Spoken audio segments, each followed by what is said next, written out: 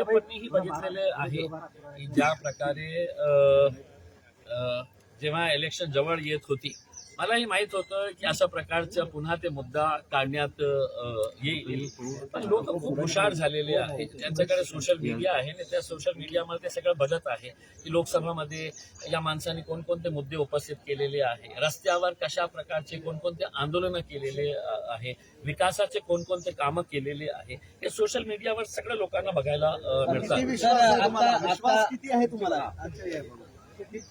मला पहिले 2019 मध्ये 100% विश्वास होता, यावेळी 200% विश्वास. राज्यामध्ये मतदानाची टक्केवारी घटते आहे. आज चित्र संभाजीनगरमध्ये कसं आहे? काय आहे की एक खूप चिंतेची बाब आहे की ज्या प्रकारे आपल्याला देशामध्ये जे एक कमी पर्सेंटेज आपल्याला वोटिंगचा बघायला मिळत आहे, ते लोकशाहीला खूप धोकादायक आहे. आणि त्याचं कारण काय आहे हे स्पष्ट झालेलं आहे की लोकांचा विश्वास या राजनीतीवर आणि आपला पॉलिटिकल सिस्टमवर संपू लागलेला आहे. म्हणजे मतदान ते एका कॅन्डिडेटला करता विश्वासाने, कारण त्याला दुसरे जे कॅन्डिडेट्स आहेत ते त्यांना पटत नाही, म्हणून एका कॅन्डिडेटला ते मतदान करतात.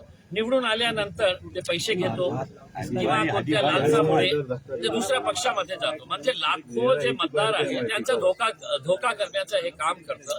म्हणून हे पर्सेंटेज कमी होत आहे, ते देशासाठी चिंतेची बाब आहे. माझी अपेक्षा आहे की येणारा लोकसभामध्ये याच्यावर सविस्तर चर्चा व्हायला पाहिजे की आपण लोकांचा मोरल कसा बूस्ट करता येईल आणि लोकांना का बंधनकारक करता येईल की 5 वर्षामध्ये एकदा तरी तुम्ही मतदान करायला या.